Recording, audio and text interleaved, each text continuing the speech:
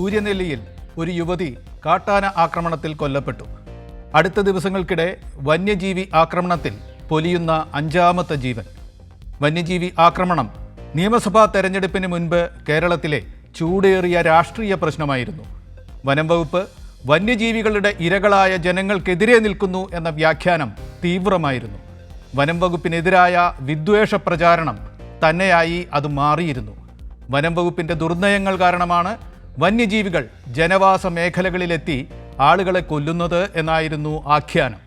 കഴിഞ്ഞ ദിവസങ്ങളിൽ മരിച്ച 4 പേരുടെ രക്തം, ഇന്നു മരിച്ച മാരിയുടെ രക്തം കേരളീയരോട് എന്താണ് പറയുന്നത്?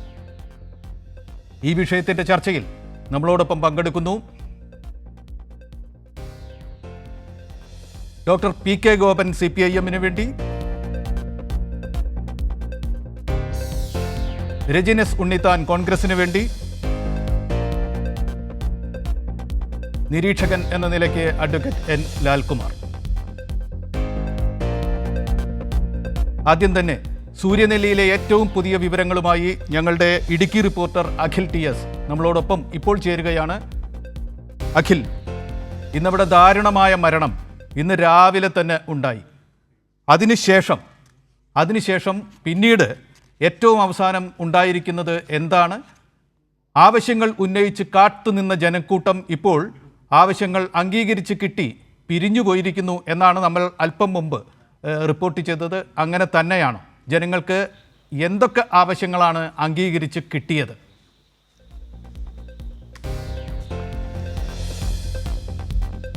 അഖിൽ, ഇന്ന് രാവിലെ 8 മണിയോടുകൂടിയായിരുന്നു ഇത്തരത്തിൽ മാരി എന്ന യുവതി കാട്ടാനയുടെ ആക്രമണത്തിൽ മരണപ്പെടുന്നത്. ശേഷം വലിയ പ്രതിഷേധമാണ് ചിന്നക്കനാൽ സൂര്യനെല്ലി മേഖലയിൽ ഉണർന്നത്. 47 പേർ, നാളിതുവരെ 47 പേർ ആ മേഖലയിൽ മരിച്ചു. അതുകൊണ്ട് തന്നെ ആ പ്രദേശത്തുള്ളവർ ആദ്യം ഉന്നയിച്ച ഏറ്റവും പ്രധാനപ്പെട്ട ആവശ്യമെന്ന് പറയുന്നത് കാട്ടാന ആക്രമണത്തിന് ശാശ്വതമായ പരിഹാരം ഉണ്ടാവണമെന്നുള്ള ആവശ്യമാണ് ആദ്യ ഘട്ടത്തിൽ അവർ മുന്നോട്ട് വെച്ചത്. ഇതിൻ്റെ പേരിൽ വലിയ രീതിയിലുള്ള പ്രതിഷേധം ചിന്നക്കനാൽ സൂര്യനെല്ലി മേഖലയിൽ ഉണ്ടാവുകയും ചെയ്തു. ഇതേ തുടർന്നായിരുന്നു ദേവികുളം MLA ആയിട്ടുള്ള F. രാജയുടെയും ഇടുക്കി DFOയുടെയും ദേവികുളം സബ് കളക്ടറുടെയും നേതൃത്വത്തിൽ വിവിധ രാഷ്ട്രീയ പാർട്ടി നേതാക്കളുടെയും മരിച്ച മാരിയുടെ ബന്ധുക്കളുടെയും ചിന്നക്കനാലിലെയും സൂര്യനെല്ലിയുടെയും നാട്ടുകാരുടെയും നേതൃത്വത്തിൽ ഒരു ചർച്ച ചിന്നക്കനാൽ പഞ്ചായത്തിൽ നടന്നത്. എന്നാൽ ആ ചർച്ചയിൽ ഉരുത്തിരിഞ്ഞു വരുന്ന തീരുമാനങ്ങളെന്ന് പറയുന്നത് ആശ്വാസകരം എന്ന രീതിയിൽ പറയാൻ കഴിയുന്ന ഒന്നല്ല. കാരണം എന്ന് പറയുന്നത് 4 ആവശ്യങ്ങളാണ് പ്രധാനമായും നാട്ടുകാർ മുന്നോട്ട് വെച്ചത്. ഒന്ന്, ആ മാരിയുടെ കുട്ടികൾ അനാഥരായിരിക്കുന്നു. ആ കുട്ടികളുടെ പഠനച്ചെലവ് സർക്കാർ ഏറ്റെടുക്കണമെന്നായിരുന്നു ആദ്യത്തെ ആവശ്യം. ഇത് വനം വകുപ്പ് ഏറ്റെടുക്കാമെന്ന് വനം വകുപ്പ് അറിയിച്ചു. രണ്ടാമത്തെ ആവശ്യമെന്ന് പറയുന്നത് രണ്ടാമത്തെ ആവശ്യമായിട്ട് ഉന്നയിച്ചത് ശാശ്വത പരിഹാരം, കാട്ടാന ആക്രമണത്തിന് ശാശ്വത പരിഹാരം കണ്ടെത്തണമെന്നാണ്. എന്നാൽ അത് കഴിഞ്ഞ് DFO അടക്കമുള്ളവർ നൽകുന്ന മറുപടിയിൽ സ്ഥിരമായുള്ള അതേ പല്ലവി തന്നെ, ഡ്രഞ്ചിങ്ങും ഫെൻസിങ്ങും ഉൾപ്പെടെയുള്ള പതിവ് പല്ലവി അല്ലാതെ എങ്ങനെ ഈ വന്യജീവി ആക്രമണത്തെ ശാശ്വതമായി ദീർഘനാളത്തേക്ക് ഇല്ലായ്മ ചെയ്യാമെന്ന ചോദ്യത്തിന് ഇവർക്ക് മറുപടിയില്ല. അതായത് ഇനിയും ഇത് തുടരാം. മേഖലയിൽ 17, വനം വകുപ്പിൻ്റെ കണക്ക് പ്രകാരം 17 കാട്ടാനകളാണ് മേഖലയിലുള്ളത്. എന്നാൽ RRT സംഘത്തിലുള്ളത് 10 പേർ മാത്രമാണ്.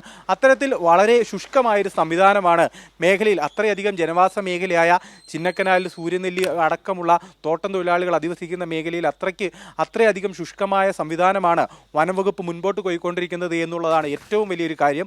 രണ്ടാമത്തെ കാര്യം എന്ന് പറയുന്നത്, ഇന്ന് ബഹുമാനപ്പെട്ട വനം വകുപ്പ് മന്ത്രി Shibu baby John Kothamangalam bishop ഹൗസിൽ രാവിലെ മുതൽ ഉച്ചയ്ക്ക് 2 മണി വരെയുള്ള സമയത്തുണ്ടായിരുന്നു. എന്നാൽ ഒരു ഘട്ടത്തിൽ പോലും അദ്ദേഹം ചിന്നക്കനാൽ മേഖലയിലേക്കോ അടിമാലിയിൽ ഈ പറയുന്ന മാരിക്കൊപ്പം മാരിയുടെ മകനും സ്കൂളിലേക്ക് കുട്ടിയെ കൊണ്ടാക്കാൻ പോകുന്ന ഘട്ടത്തിലാണ് കാട്ടാനാക്രമണത്തിൽ മാരി കൊല്ലപ്പെടുന്നത്.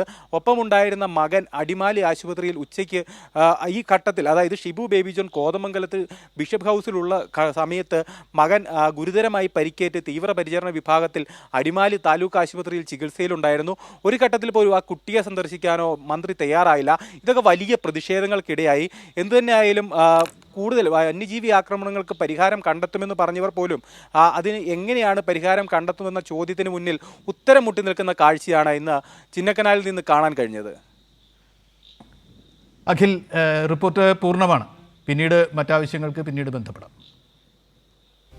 ഇതാണ് ഇന്ന് സൂര്യനെല്ലിയിൽ ഉണ്ടായ സംഭവവും അതിൻ്റെ തുടർച്ചയായി ഉണ്ടായിരിക്കുന്ന കാര്യങ്ങളും.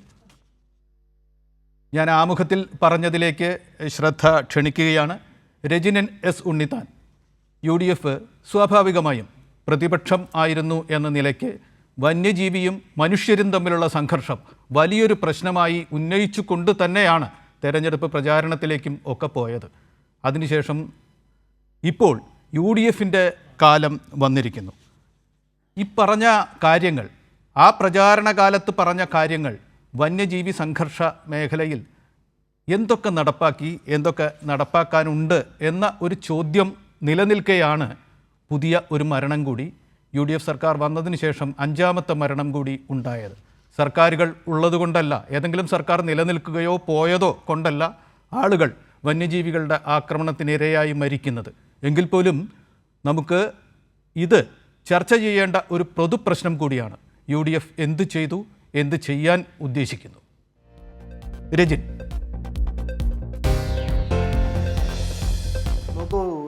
നോക്കൂ NPC, ഇതിനകത്ത് നിങ്ങളുടെ റിപ്പോർട്ടർ തന്നെ ആദ്യമേ ഇതുമായി ബന്ധപ്പെട്ട റിപ്പോർട്ടുമായി ബന്ധപ്പെട്ട് അവിടെ ഉണ്ടായ വിഷയങ്ങൾ വിവരിക്കുകയും അതുമായി പെട്ടെന്ന് സർക്കാർ എടുക്കേണ്ട തീരുമാനങ്ങൾ അല്ലെങ്കിൽ സർക്കാരുമായി ബന്ധപ്പെട്ട തീരുമാനങ്ങൾ എടുത്തു എന്നുള്ള കാര്യവും അവിടെ തന്നെ ക്ലിയർ ചെയ്ത് പോകുന്നത്.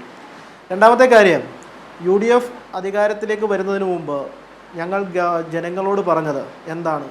ഇവിടെ വന്യജീവി അക്രമവുമായി ബന്ധപ്പെട്ട് നിരവധി ആളുകൾ കൊല്ലപ്പെടുകയും നിരവധി കൃഷിഭൂമികളും ഉൾപ്പെടെയുള്ള ജനവാസ മേഖലകളുമൊക്കെ നഷ്ടപ്പെടുന്ന നഷ്ടങ്ങളിലേക്ക് ചെന്നെത്തുന്ന ആളുകൾ നിൽക്കുന്ന സാഹചര്യത്തിൽ അതിന് ഒരു അന്ത്യം കുറിക്കുന്ന രീതിയിലേക്ക് ഒരു ഗവൺമെൻറ് അധികാരത്തിൽ വന്നു കഴിഞ്ഞാൽ അതുമായി ബന്ധപ്പെട്ട് മുന്നോട്ട് പോകും എന്നൊരു ഉറപ്പ് നൽകിയതിൻ്റെ ഫലമായിട്ടാണ് കേരളത്തിൽ UDFൻ്റെ വലിയ വിജയം ഞങ്ങൾക്ക് ജനങ്ങൾ തന്നത് എന്ന് ഉത്തമ ബോധ്യത്തോടു കൂടിയാണ് ഈ ഗവൺമെൻറ് മുന്നോട്ട് പോകുന്നത്. ഇവിടെ വനത്തെയും വന്യജീവികളെയും വനത്തിൻ്റെ ഓരത്ത് താമസിക്കുന്ന ജനങ്ങളെയും സംരക്ഷിക്കേണ്ട ബാധ്യത ഈ ഗവൺമെൻറ്റിനും അതാത് വകുപ്പുകൾക്കുമുണ്ട്. അത് ഉറപ്പായിട്ടും ആ ഉത്തരവാദിത്വം പാലിച്ച് തന്നെ മുന്നോട്ട് പോകുവാൻ സാധിക്കുന്ന രീതിയിലേക്കാണ് ഈ ഗവൺമെൻറ് പോകുന്നത്. ഈ ഗവൺമെൻറ്റിന് എത്ര നാളാണ് ഇപ്പോൾ സമയമുണ്ടായത്? ഏകദേശം ഒരു 21 ദിവസം പ്രായമുള്ള ഒരു ഗവൺമെൻറ്, ഒരു മാസം പോലും ആയിട്ടില്ല. ആദ്യത്തെ ബഡ്ജറ്റ് പോലും അവതരിപ്പിച്ചിട്ടില്ല. എന്താണ് ഈ വലിയ ഇപ്പോൾ ഉണ്ടായ അങ്ങ് തന്നെ പറയുന്നുണ്ടല്ലോ, ഈ ഗവൺമെൻറ് മാറിയതുമായി ബന്ധപ്പെട്ടല്ല വന്യജീവികൾ ഇറങ്ങിയത്, അല്ലെങ്കിൽ UDF ഗവൺമെൻറ് അധികാരത്തിലേക്ക് വന്നതുകൊണ്ട് കാട്ടിലെ ആനകളെല്ലാം ഇറങ്ങി ആക്രമിക്കുന്നു എന്നുള്ള രീതിയിലേക്കൊന്നും വ്യാഖ്യാനിക്കേണ്ട ആവശ്യകതയില്ലല്ലോ. ഇത് പ്രോപ്പറായിട്ടുള്ള പഠനങ്ങൾ ആവശ്യകതയുണ്ട്. ഇത് കഴിഞ്ഞ ഗവൺമെൻറ്റിൻ്റെ സമയത്ത് ഉണ്ടായ വീഴ്ചകൾ എന്തൊക്കെയാണ് എന്ന് പഠിക്കേണ്ട ആവശ്യകതയുണ്ട്. ഈ പറയുന്ന ഉദ്യോഗസ്ഥന്മാർ, ഇപ്പോൾ വെച്ചേക്കുന്ന ഉദ്യോഗസ്ഥന്മാർ, മന്ത്രിയും മുഖ്യമന്ത്രിയൊക്കെ മാറിയത് മാത്രമേ ഉള്ളൂ. ഉദ്യോഗസ്ഥരെ ഒന്നും നമ്മൾ ഇതുവരെയായിട്ടും ഒന്നും മാറ്റിയിട്ടൊന്നുമില്ല. എല്ലാ ഉദ്യോഗസ്ഥരും പിന്നെ LDF ഗവൺമെൻറ് വെച്ചിരുന്ന ഉദ്യോഗസ്ഥർക്കൊക്കെ തന്നെയാണ് ആ സ്ഥിതിയിൽ തന്നെ തുടർന്ന് പോയിക്കൊണ്ടിരിക്കുകയാണ്. അപ്പോൾ ഈ ഗവൺമെൻറ്റുമായി ബന്ധപ്പെട്ട് കൂടുതൽ ഈ പറയുന്ന വന്യജീവികൾ അതായത് ആവാസ വ്യവസ്ഥയിൽ നിൽക്കുവാനും ജനങ്ങളിലേക്ക് ജനവാസ മേഖലയിലേക്ക് എത്തിച്ചേരാതിരിക്കാനുമുള്ള കാര്യങ്ങൾ ചെയ്യണം. അത് പുതിയ ടെക്നോളജി ഉപയോഗിച്ച്, ഞങ്ങൾ നേരത്തെ തന്നെ പറഞ്ഞല്ലോ, AI ടെക്നോളജിയൊക്കെ ഉപയോഗിച്ചുകൊണ്ട് തന്നെ ഇതുമായി ബന്ധപ്പെട്ടുള്ള കാര്യങ്ങൾ പഠിച്ച് അതുമായി ബന്ധപ്പെട്ട് മുന്നോട്ട് പോകുവാൻ ആഗ്രഹിക്കുന്ന ഒരു ഗവൺമെൻറ്റാണ്. അതിനുമായി ബന്ധപ്പെട്ട് കൂടുതൽ ഫണ്ടുകൾ ഇതുമായി ബന്ധപ്പെട്ടുകൊണ്ട്, നമുക്കറിയാമല്ലോ ഈ വന്യജീവി അക്രമവുമായി ബന്ധപ്പെട്ട് ജീവികളുമായി കൊല ചെയ്യപ്പെടുന്നവർക്ക് നഷ്ടപരിഹാരം കൊടുക്കുന്നതുമായി ബന്ധപ്പെട്ട് വളരെ ചുരുക്കം തുകകളാണ് സർക്കാർ വകമാറ്റി വെക്കുന്നത് കഴിഞ്ഞ ബജറ്റുകളിലൊക്കെ.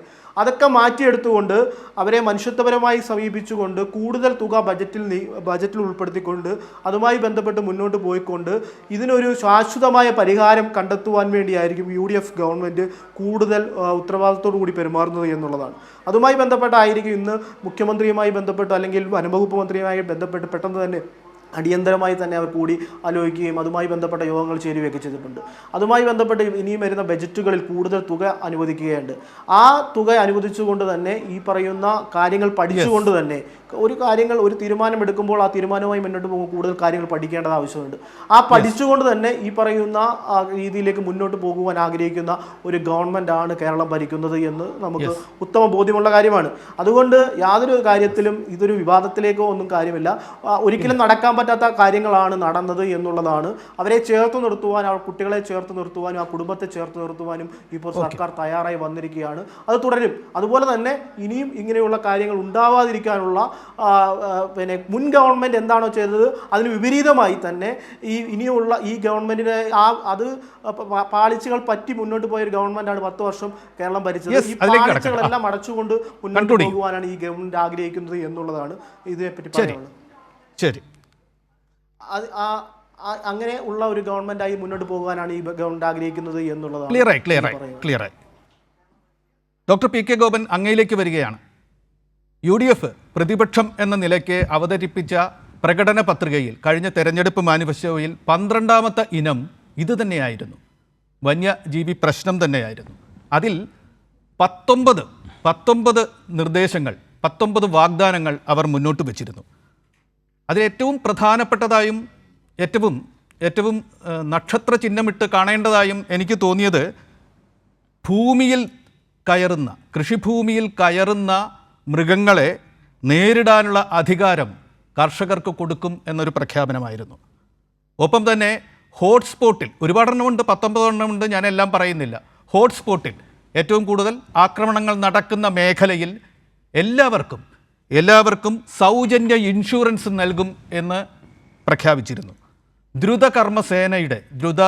പ്രതികരണ സേനയുടെ എണ്ണം കൂട്ടും എന്ന് പറഞ്ഞിരുന്നു. നഷ്ടപരിഹാര തുക 50% കണ്ട് കൂട്ടും എന്ന് പറഞ്ഞിരുന്നു. ഇന്നിതാ അവിടെ നടന്ന ആ ദുരന്തത്തിൽ നിരാധാരമായ ആ കുടുംബത്തിന് ചില നടപടികൾ പ്രഖ്യാപിച്ചിട്ടുണ്ട്. കുട്ടികളുടെ വിദ്യാഭ്യാസം വനം വകുപ്പ് ഏറ്റെടുക്കുന്നു. നഷ്ടപരിഹാരം 15 ലക്ഷം രൂപ നൽകിയിരിക്കുന്നു. LDF സർക്കാർ അവസാനം നിശ്ചയിച്ചത് 14 ലക്ഷം രൂപയാണ്. വാഗ്ദാനമനുസരിച്ച് 21 ലക്ഷം രൂപ UDF നൽകേണ്ടതുണ്ട്. എൻ്റെ ഒരു പോയിന്റ്, ഈ 19 ഇനങ്ങളും പലതും കാലക്രമേണ നടപ്പാക്കേണ്ടതാണ്. പക്ഷേ പെട്ടെന്ന് പ്രഖ്യാപിക്കാവുന്ന, ഭൂമിയിൽ കയറുന്നവർക്ക് വന്യമൃഗങ്ങളെ നേരിടാനുള്ള അവകാശം മുതൽ ഹോട്ട്സ്പോട്ടിലെ സൗജന്യ ഇൻഷുറൻസ് അടക്കം ദ്രുതകർമ്മസേനയുടെ എണ്ണം കൂട്ടുന്നതടക്കം ഒന്നും പ്രഖ്യാപിച്ചിട്ടില്ല എന്നുള്ള ഒരു നിലയും കൂടിയുണ്ട്. പ്രതിപക്ഷത്തിൻ്റെ ശബ്ദമാണ് ഇപ്പോൾ ഭരണപക്ഷത്തിൻ്റെ നടപടികളെ വിലയിരുത്തിക്കൊണ്ട് ഉയരേണ്ടത്. പി കെ ഗോപൻ എന്തു പറയുന്നു? അല്ല, എനിക്ക് അതിലേക്ക് കടക്കുന്നതിന് മുമ്പ് കേരളത്തിലെ മാധ്യമങ്ങൾ പൊതുവെ ഏതെങ്കിലും ഒരു വന്യജീവി സംഘർഷം ഉണ്ടായാൽ, വന്യജീവിയും മനുഷ്യരും തമ്മിൽ സംഘർഷം ഉണ്ടായാൽ, ഏതെങ്കിലും സ്പോട്ടിൽ ഒരു ജീവഹാനി സംഭവിച്ചാൽ, ലോകത്ത് മൂന്നാം ലോക മഹായുദ്ധം പൊട്ടിപ്പുറപ്പെട്ടു എന്ന രൂപത്തിൽ അന്തിച്ചർച്ചയ്ക്ക് വിധേയമാക്കുന്ന ചാനലുകളൊന്നും ഇങ്ങനൊരു സംഭവമേ അറിഞ്ഞിട്ടില്ല. എത്ര സുഖകരമായ അന്തരീക്ഷത്തിലാണ് UDF ഭരിക്കാൻ പോകുന്നത് എന്ന് ഓർക്കണം. കാരണം ഇനി അവരെ ഇത്തരം അലട്ടുന്ന ഒരു ചർച്ചകളും നാട്ടിൽ നടക്കാൻ പോകുന്നില്ല. അവർക്ക് വേണ്ടി എഴുതുന്ന, അവർക്ക് വേണ്ടി സംസാരിക്കുന്ന, അവർക്ക് വേണ്ടി പ്രചാരണം നടത്തുന്ന മാധ്യമങ്ങളെല്ലാം LDFന്റെ കാലത്ത് വന്യജീവികളാൽ ആക്രമിക്കപ്പെട്ടാൽ മനുഷ്യർക്കുണ്ടാകുന്ന ജീവഹാനിയും ദുരന്തവും UDFന്റെ കാലത്ത് സംഭവിച്ചാൽ അത് കുഴപ്പമില്ലാത്തൊരു പ്രക്രിയയാണ്, അല്ലെങ്കിൽ സ്വാഭാവികമായി സംഭവിക്കുന്ന ഒരു കാര്യമാണ് എന്ന രൂപത്തിൽ എങ്ങനെ കാണാൻ കഴിയുന്നു? എന്നെ കേൾക്കുന്ന ബഹുമാന്യ പ്രേക്ഷകർ ചിന്തിക്കേണ്ടുന്ന ഏറ്റവും പ്രധാനപ്പെട്ട ഒരു കാര്യമായി, ഈ വിഷയത്തിന്റെ ഉള്ളടരുകളിലേക്ക് സഞ്ചരിക്കുന്നതിനേക്കാൾ പ്രധാനപ്പെട്ട കാര്യമായി പി കെ ഗോപൻ, താങ്കൾ അതിൽ പരിഭ്രമിക്കേണ്ട ഒരു കാര്യം ഒന്നുമില്ല. ചർച്ചകൾ അങ്ങനെ നിലയ്ക്കുകയൊന്നുമില്ല. അത് എവിടെയെങ്കിലുമൊക്കെ, ഇപ്പോൾ ഒരു ചാനലിൽ ആ ചർച്ച നടന്നുകൊണ്ടിരിക്കുകയാണല്ലോ, അത് എവിടെയെങ്കിലുമൊക്കെ, അത് ചായക്കടകളിൽ മുതൽ അടുക്കള തിണ്ണകളിൽ വരെ മനുഷ്യർ ചർച്ച ചെയ്തുകൊണ്ടിരിക്കും. ആരെങ്കിലും നോ എന്ന് തീരുമാനിച്ചാൽ ചർച്ചകൾ നിലയ്ക്കില്ല. താങ്കൾ തുടരും. അതെ, ഇത് ഈ ചാനലുകളുടെ ബിസ്ക്രീൻ മാത്രമായിട്ട് അല്ല ഇന്ന് മാധ്യമ ലോകം എന്നുള്ളത് അവർക്ക് അറിയാൻ വയ്യാത്തതല്ല. അതുകൊണ്ട് ഇത് മിനി സ്ക്രീനുകളിൽ വ്യാപകമായി സംഭവിക്കും. അതൊക്കെ ശരിയാണ്. പക്ഷേ നമ്മുടെ ചാനലുകളുടെ, നമ്മുടെ മാധ്യമങ്ങളുടെ ഇത്രയും പച്ചയായ പക്ഷപാതിത്വം, 5ഓ 6ഓ ജീവൻ പൊലിഞ്ഞു. ഈ UDF അധികാരത്തിൽ വന്നതിന് ശേഷം 5ഓ 6ഓ ജീവൻ പൊലിഞ്ഞു.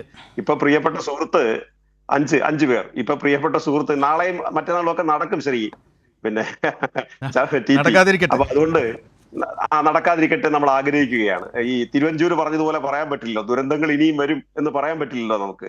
അപ്പൊ നമ്മുടെ മന്ത്രിയുടെ ആദ്യ പ്രതികരണം വളരെ രസകരമാണ്. അദ്ദേഹം പറഞ്ഞത്, ഞാൻ ചവറക്കാരനാണ്, എനിക്ക് എങ്ങനെയാണ് ഈ കാട്ടിലെ മൃഗങ്ങളെ കുറിച്ച് പെട്ടെന്ന് ഇങ്ങനെ പ്രതികരിക്കാൻ കഴിയുക?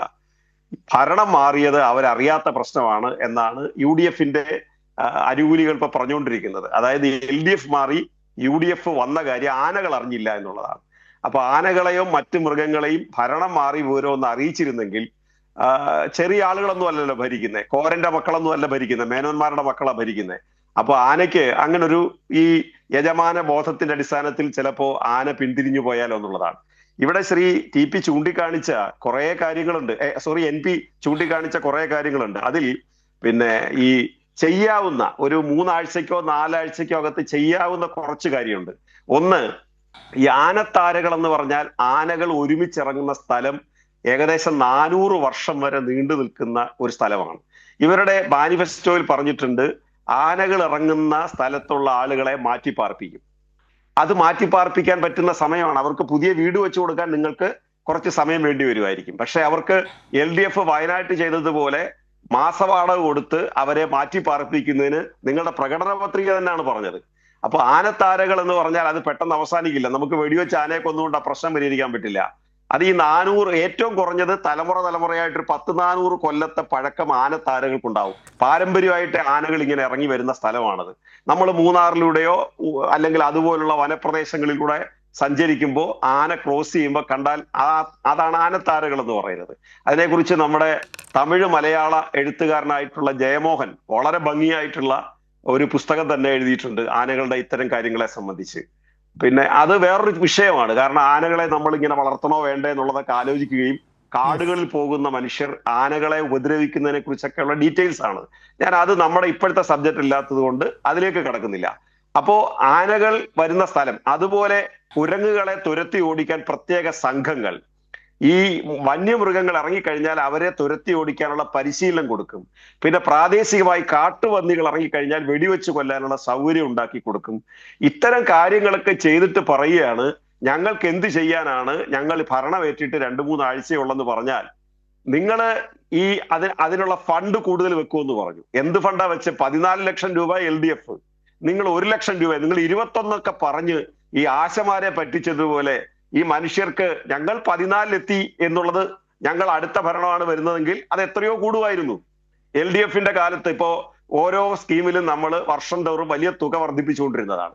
അപ്പൊ നിങ്ങൾ 21 ലക്ഷം ഓഫർ ചെയ്തതാണ്, ആ തുക ഇല്ല, അവർക്ക് 21 ലക്ഷം കൊടുക്കുന്നില്ല. അതുപോലെ പിന്നെ വളരെ പ്രധാനപ്പെട്ട ഒരു കാര്യമുണ്ട്. സ്റ്റേറ്റ് ഗവൺമെന്റിന് ഇടപെടണമെങ്കിൽ വനാവകാശ നിയമത്തിൽ മാറ്റം വരുത്തണം, കേന്ദ്ര സർക്കാരിന്റെ നിയമത്തിൽ മാറ്റം വരുത്തണം. നിങ്ങൾ അവരുമായിട്ട് ഫൈറ്റ് ഇല്ലെന്ന് പറഞ്ഞു. കേന്ദ്ര സർക്കാരുമായിട്ട് നിങ്ങൾ ഒരു കാര്യത്തിലും സമരത്തിനില്ല എന്ന് പറഞ്ഞു, സമരസപ്പെടലാണെന്ന് പറഞ്ഞു.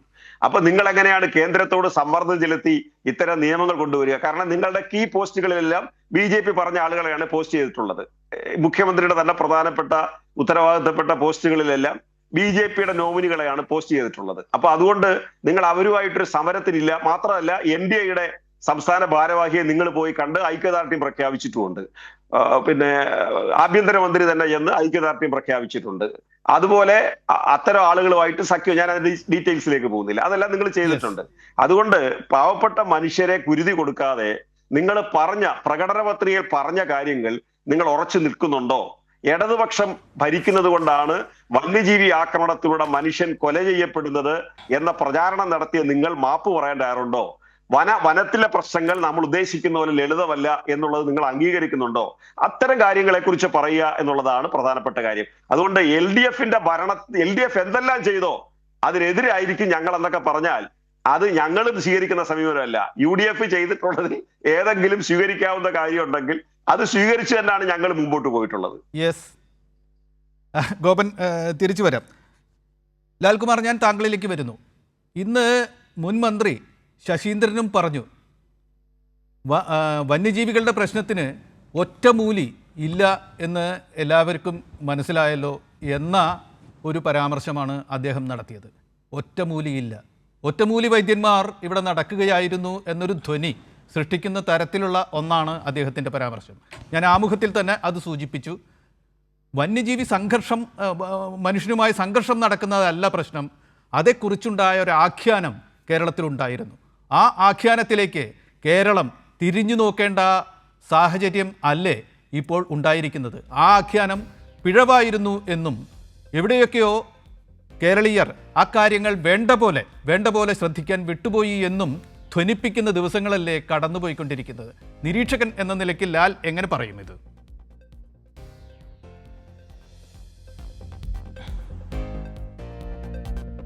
അല്ല, ഇവിടെ സഖാവ് ഗോപൻ പറഞ്ഞതുമായി ചേർത്ത് വെച്ച് ഒന്ന് രണ്ട് കാര്യങ്ങൾ പറയാനുണ്ടെന്ന് എനിക്ക് തോന്നുന്നു. കാര്യം അദ്ദേഹം മാധ്യമങ്ങളുമായി ബന്ധപ്പെട്ട് മാധ്യമങ്ങൾ പുലർത്തുന്ന ഒരു രീതി, അതിനെ ഒരു വിമർശനാത്മകമായാണ് അദ്ദേഹം നോക്കിക്കണ്ടത്. അതിനകത്ത് ഒരല്പം ശരിയുണ്ട്. ഇപ്പം ചന്ദ്രേട്ടൻ പറഞ്ഞത് വരും ദിവസങ്ങളിൽ എന്തായാലും ഇത് ചർച്ചയാകുക തന്നെ ചെയ്യും എന്നുള്ള അടിസ്ഥാനത്തിലാണ് ചന്ദ്രേട്ടൻ അതിനെ ഒരു മാധ്യമ പ്രവർത്തകൻ എന്നുള്ള നിലയിൽ കണ്ടത്. പക്ഷേ അതിനകത്ത് ആ ചന്ദ്രേട്ടൻ്റെ ആ അഭിപ്രായത്തോട് വിയോജിച്ചുകൊണ്ടാണ് ഞാനതിനെ നിൽക്കുന്നത്. ഒരല്പം ഞാൻ ഗോപൻ്റെ കൂട്ടത്തിലാണ് നിൽക്കുന്നത്. കാരണം നോക്കൂ, കഴിഞ്ഞ കുറേ കാലങ്ങളായി നമ്മൾ ഈ കൈരളിയുടെ ഫ്ലോറിൽ നിന്ന് ഇതുപോലെ കാര്യങ്ങൾ, ഇത് ഒറ്റമൂലിയല്ല, പെട്ടെന്ന് പരിഹരിക്കാൻ പറ്റാത്തതാ ഒരു വിഷയമാണ് എന്നുള്ള യാഥാർത്ഥ്യം ഈ ഫ്ലോറിലിരുന്ന് നമ്മൾ പറഞ്ഞിട്ടുണ്ട്. പക്ഷേ അപ്പോഴൊരിക്കലും ഈ പറയുന്ന രീതിയിൽ എന്നാൽ ഇതിൻ്റെ സത്യാവസ്ഥ റിപ്പോർട്ട് ചെയ്തേക്കാം, ഇതൊരു കോംപ്ലിക്കേറ്റഡ് ഇഷ്യൂ ആണ്, സെൻട്രൽ ഗവൺമെൻറ്റും സ്റ്റേറ്റ് ഗവൺമെൻറ്റും അതിനകത്ത് മൾട്ടിപ്പിൾ ഫോഴ്സസ് ആക്ട് ചെയ്യുന്നൊരു വിഷയമാണ് എന്ന് കേരളത്തിലെ മാധ്യമപ്രവർത്തകർ ഒരിക്കൽ പോലും പറഞ്ഞിട്ടില്ല. കഴിഞ്ഞ 10 വർഷമേ പറഞ്ഞിട്ടില്ല. അപ്പം ഞാൻ പറഞ്ഞു വന്നത്, ഇവിടെ നമ്മളിപ്പം സംസാരിക്കുന്ന ഈ മാധ്യമം പറഞ്ഞു എന്നുള്ളത് കൊണ്ട് മറ്റ് മാധ്യമങ്ങൾ ഇനിയും വരാൻ പോകുന്ന ദിവസം പറയും എന്ന ഒരനുമാനം അതിനകത്തൊരു പ്രശ്നമുണ്ട്. കാരണം കഴിഞ്ഞ കുറേ നാളുകളായി നമ്മൾ ഇവിടെ നിന്ന് പറയുന്നുണ്ട്, പക്ഷേ മറ്റവരാരും പറയുന്നില്ല. അത് എന്തുകൊണ്ട് പറയുന്നില്ല? ഇവിടെയാണ് ചന്ദ്രേട്ടനൊരു ഒരു ടീച്ചർ കൂടാണല്ലോ അല്ലേ, മാധ്യമപ്രവർത്തനം പഠിപ്പിക്കുന്ന ആളുടെയാണ്. അവിടെയാണ് നിങ്ങൾ പഠിപ്പിച്ചു വിട്ടത് ചെയ്യാത്ത ഈ പറയുന്ന മാധ്യമ മുതലാളിക്ക് വേണ്ടി പ്രവർത്തിക്കുന്ന മാധ്യമ പ്രവർത്തകരെ നമുക്ക് കാണുന്നത്. അവരെ കുറ്റം പറയാൻ പറ്റില്ല. ആ വാർത്ത വരുന്നതും വാർത്ത മുന്നോട്ട് പോകുന്നതും എങ്ങനെ ഇതിനെ നെറേറ്റീവ് ആക്കണമെന്നും ഒക്കെ നമുക്ക് മനസ്സിലാക്കുന്നത് നിങ്ങൾ എവിടെയൊക്കെയോ മാധ്യമപ്രവർത്തകർ, ഞാൻ മാധ്യമപ്രവർത്തകരെ ഫോളോ ചെയ്യാൻ തുടങ്ങിയിട്ട് ഒരുപാട് വർഷമായി. അതിനകത്ത് ലോക മീഡിയയിലുള്ള ആൾക്കാരെ ഉൾപ്പെടെയുള്ള ആൾക്കാരെ ഫോളോ ചെയ്യുമ്പം അവരൊക്കെ പുലർത്തുന്ന ഒരു ഇമ്പാർഷ്യാലിറ്റി ഉണ്ട്. ഒരു ന്യൂസ് എന്ന് പറയുന്നത് ടോട്ടലി ഇമ്പാർഷ്യലാണ്. അതിനകത്ത് പൊളിറ്റിക്സ് ഇല്ല. ആ പൊളിറ്റിക്സ് എപ്പോൾ കടന്നു വരുന്നോ അപ്പോഴത് ന്യൂസ് അല്ലാതായി മാറി, അത് പൂർണ്ണമായി ഒപ്പീനിയനായി മാറി. അത് ഒരു വലിയ പ്രശ്നമാണത്. ഇപ്പം നിങ്ങളിവിടെ തരുന്നു എന്താണ് ന്യൂസ് ആൻഡ് വ്യൂസ്. ന്യൂസ് നിങ്ങൾ തരുന്നു, വ്യൂസ് ബാക്കിയുള്ളവർ പറയുന്നതാണ്. നിങ്ങൾക്കും അതിനകത്തൊരു വ്യൂ ഉണ്ടായിരിക്കാം, പക്ഷേ ആ വ്യൂ ആണ് ശരി എന്ന് പറഞ്ഞ് അടിച്ചേൽപ്പിക്കുക, ആ വ്യൂ മാത്രം പുറത്തു കൊണ്ടിരുന്ന ഒരു സാഹചര്യം കേരളത്തിലുണ്ട് എന്ന് പറഞ്ഞുകൊണ്ട് ഞാൻ അടുത്ത സ്ട്രെച്ചിലേക്ക് കിടക്കാം. കാര്യം അതിനകത്തൊരു പ്രസക്തിയുള്ളൊരു കാര്യം ഉള്ളതായതുകൊണ്ട് മാത്രം അത്രയും സമയമെടുത്ത് പറഞ്ഞതാണ്. താങ്കൾക്കും വരാൻ പോകുന്ന കാലത്ത് പഠിപ്പിക്കാൻ പറ്റുമായിരിക്കും, പക്ഷേ പിള്ളേരത് പഠിക്കുമോ എന്നുള്ള കാര്യത്തിൽ എനിക്ക് സംശയമുണ്ട്. അടുത്തത് ഈ പറഞ്ഞ പോലെ ഒറ്റമൂലി എന്ന് പറയുന്നത് ഇതിനകത്ത് ഇമ്പോസിബിളാണ്. നോക്കൂ, ഇപ്പം വന്നിരിക്കുന്ന ഷിബു ബേബി ജോൺ ഒരു പൊസിഷൻ ഓക്യുപ്പൈ ചെയ്തു. ഇതെല്ലാം ഷിബു ബേബി ജോൺ കാരണമാണെന്ന് പറയാൻ ഞാൻ ആളല്ല. അത് അദ്ദേഹത്തിൻ്റെ ഒരു പെശകല്ല, ഇതുപോലെ ശശീന്ദ്രൻ്റെയും പെശകല്ലായിരുന്നു എന്നുള്ളതാണ് യാഥാർത്ഥ്യം. ഇതാണ് സത്യം. ഈ പറയുന്ന സെൻട്രൽ ഗവൺമെൻറ്റുമായി ബന്ധപ്പെട്ടായാലും സ്റ്റേറ്റ് ഗവൺമെൻറ്റുമായി ബന്ധപ്പെട്ടാണെങ്കിലും ഇവരുടെ ഈ ക്ലൈമാറ്റിക് ചേഞ്ചിൻ്റെ ഫലമായി നമ്മൾ മനസ്സിലാക്കേണ്ട ഒരു കാര്യമാണ്. നമ്മുടെ ക്ലൈമറ്റ് ചേഞ്ച് അതിഭീകരമാണ്. ഈ പ്രത്യേകിച്ച് സബ് കോണ്ടിനെൻറ്റിൽ വെസ്റ്റേൺ ഗാട്ട്സിൻ്റെ ലീവേ സൈഡിൽ കിടക്കുന്നത്, വിൻവേ സൈഡിൽ കിടക്കുന്നത്. കാരണം നമുക്ക് അത്രത്തോളം ക്ലൈമാറ്റിക് ചേഞ്ച് നമ്മുടെ ഈ കുറേ കാലങ്ങളായിട്ട് നടന്നിട്ടുണ്ട്. നമുക്ക് മനസ്സിലാകും. നമുക്ക് കിട്ടുന്ന മഴ എടുക്കുക, നമുക്ക് കിട്ടുന്ന വേനലിനകത്ത് വരുന്ന നമ്മുടെ ഡ്രൗട്ട് എടുക്കുക, അതിൻ്റെ ഒരു സ്കെയിൽ എടുക്കുമ്പോൾ നമുക്ക് മനസ്സിലാവും നമുക്ക് എന്തൊക്കെ ബുദ്ധിമുട്ട്. ഇപ്പോൾ എൽ നീനോ ലാനിനോ ഈ ഇമ്പാക്റ്റുകൾ നമ്മളെ അതിഭീകരമായി എല്ലാ വർഷവും അടിച്ചുകൊണ്ടിരിക്കുന്നൊരു കാര്യം. ഇപ്പം ഞാൻ മനസ്സിലാക്കുന്നിടത്തോളം ഈ പ്രാവശ്യം സൂപ്പർ എൽ നീനോ ഉണ്ടെന്നാണ് ഞാൻ മനസ്സിലാക്കുന്നത്. അങ്ങനെ എൽ നീനോ ഉണ്ടാക്കുമ്പോൾ ഇവിടുത്തെ ക്ലൈമാറ്റിക് വെതർ ഫോർകാസ്റ്റ് പൂർണ്ണമായി മാറുകയാണ്. ഇത് നമുക്ക് മനുഷ്യനും മാത്രമല്ല ആനിമൽസിനും ബാധകമായിട്ടുള്ളൊരു കാര്യമാണ്. അത് ഈ ഡ്രൗട്ട് വരുമ്പോൾ അത് താഴേക്ക് ഇറങ്ങും. പിന്നെ ഈ പറഞ്ഞ എൻക്രോച്ച്മെൻ്റ് ഉള്ള കേസിൽ വരുമ്പം താഴോട്ടിറങ്ങും. ഇതൊക്കെ വളരെ പോസിബിളായിട്ടുള്ള കാര്യം. ഇപ്പോൾ കർണാടകത്തിൽ നിന്ന് കുറേ ആൾക്കാർ വനമേഖലയിൽ കൂടെ കയറി അപ്പുറത്തൂടെ അവരുടെ വനത്തിൽ പ്രശ്നം ഉണ്ടാക്കിയാൽ പോലും ആനിമൽസ് ഇങ്ങോട്ട് ഇറങ്ങുന്ന സാഹചര്യം ഉണ്ടാവും. പക്ഷെ നമ്മൾ പ്രശ്നം ഇത് മൊത്തം ഇറങ്ങി വരുന്ന ആന CPM-ൻ്റെ ആനയാണെന്നും അല്ല ഇപ്പം ചെയ്യുന്ന ആൾക്കാരും പഴയ CPM-ൻ്റെ ആനയാണ് ഇപ്പോഴും ഉപദ്രവിച്ചുകൊണ്ടിരിക്കുന്നത്, കോൺഗ്രസിൻ്റെ ആന പിന്നെ വരത്തുള്ളൂ എന്ന ഒരു ചിത്രീകരണം, അതൊരു രാഷ്ട്രീയ ചിത്രീകരണമായി മാറുന്നിടത്താണ് ഇതിനകത്ത് അപകടം ഒളിച്ചിരിക്കുന്നത്. നോക്കൂ, നമ്മുടെ ഈ മലയോര പ്രദേശങ്ങൾ ഇതൊക്കെ ഫോറസ്റ്റ് ഏരിയയാണ്. ഇതിനകത്തൊക്കെ നമുക്ക് സെറ്റിൽമെൻറ്റ്സ് പിന്നെ വന്നിട്ടുള്ളത് കാര്യമാണ്. അവർക്ക് സമാധാനമായി അവിടെ ജീവിക്കേണ്ടതെന്ന് ചോദിച്ചാൽ ജീവിക്കണം, ഒരു സംശയമില്ല. അതിന് നമുക്ക് ആ ഒരു ഡെൻസ് ഫോറസ്റ്റ് റീജിയനെ നമ്മൾ സെറ്റിൽമെൻ്റ് ആക്കി കണ്ടിന്യൂ ചെയ്യുന്നിടത്ത് ഒരു പോയിന്റിലുണ്ടാകുന്ന മാൻ ആനിമൽ കോൺഫ്ലിക്റ്റാണിത്. ഇത് ലോകമെമ്പാടും നടന്നിട്ടുള്ള വിഷയമാണ്, ഇനി നടക്കുകയും ചെയ്യും. അപ്പം നമുക്ക് ഏറ്റവും കോസ്റ്റ് ഇഫക്റ്റീവായി, നമുക്ക് ഏറ്റവും ആൾക്കാർക്ക് ബുദ്ധിമുട്ടുണ്ടാക്കാത്ത രീതിയിൽ, എന്നാൽ ഈ ഇക്കോസിസ്റ്റം നിലനിൽക്കണമെങ്കിൽ ഈ ആനിമൽസും വേണം. നമ്മൾ പറഞ്ഞ പോലെ വരുന്നതിനെല്ലാം വെടിവെച്ചേക്ക് എന്ന് പറയുന്ന രീതിയിൽ നമുക്ക് തുടരാൻ പറ്റില്ല. അതുകൊണ്ടാണ് വൈൽഡ് ലൈഫ് പ്രൊട്ടക്ഷൻ ആക്ട് ഉണ്ടാകുന്നത്, ഫോറസ്റ്റ് ആക്ട് ഉണ്ടാകുന്നത്. അപ്പോൾ ഇതിൻ്റെ നോക്കൂ, നമ്മൾ human beings, we are the part and parcel of the ecosystem. Ecosystem ഇല്ല എങ്കിൽ നമ്മളില്ല. ഇക്കോസിസ്റ്റത്തിൻ്റെ ഭാഗമാണ് ഈ കടുവയും പാമ്പും പുലിയും എല്ലാം.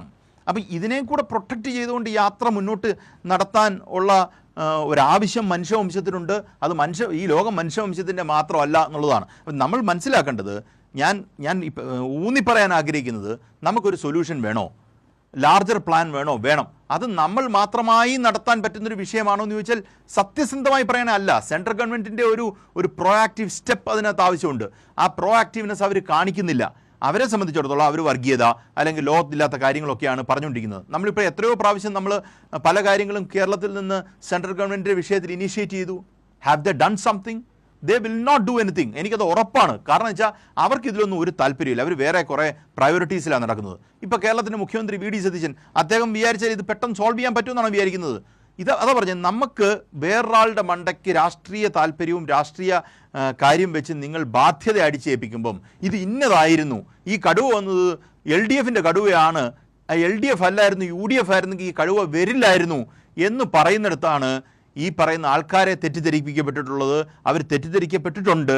ഇനി വരാൻ പോകുന്ന ദിവസം നമ്മൾ കാണാൻ പോകുന്നത്, ഞാൻ ഇപ്പോൾ പറഞ്ഞല്ലേ ഒപ്റ്റിമിസ്റ്റിക് ആയിട്ടിരിക്കൂ എന്നൊരു കാര്യം പറഞ്ഞില്ലേ, ഒപ്റ്റിമിസ്റ്റിക് ആയിട്ടിരിക്കണമെന്ന് എനിക്ക് ആഗ്രഹമുണ്ട് ചന്ദ്രേട്ടാ. പക്ഷേ ഒപ്റ്റിമിസ്റ്റിക് ആയിട്ടിരിക്കാൻ പറ്റില്ല. കാരണം എന്താ, മാൻ ആനിമൽ കോൺഫ്ലിക്റ്റ് ഉണ്ടാകും.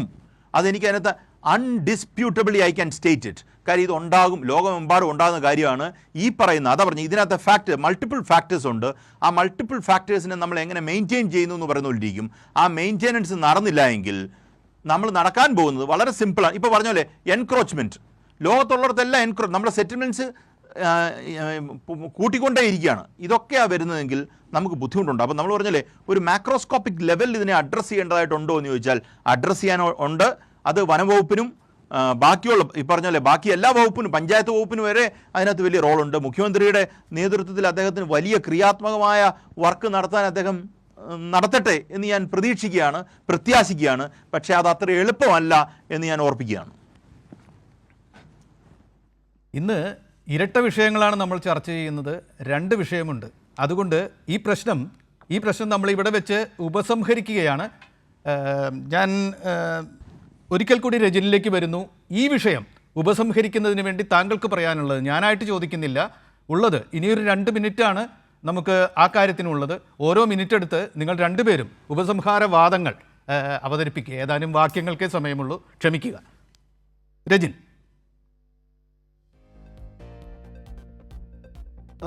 ഓക്കെ, NBCനകത്ത് എനിക്ക് ഡോക്ടർ PK ഗോപൻ പറഞ്ഞതുപോലെ ഈ മാധ്യമങ്ങൾ ഇത് ഏറ്റെടുത്തില്ല എന്ന് പറയുന്നതും, അങ്ങ് മാധ്യമരംഗത്തെ നല്ലൊരു അധ്യാപകനാണ് എന്നുള്ളത് കൊണ്ട് അദ്ദേഹത്തിനെ കോട്ട് ചെയ്ത് സംസാരിക്കുന്നത് നമ്മൾ കണ്ടതാണ്.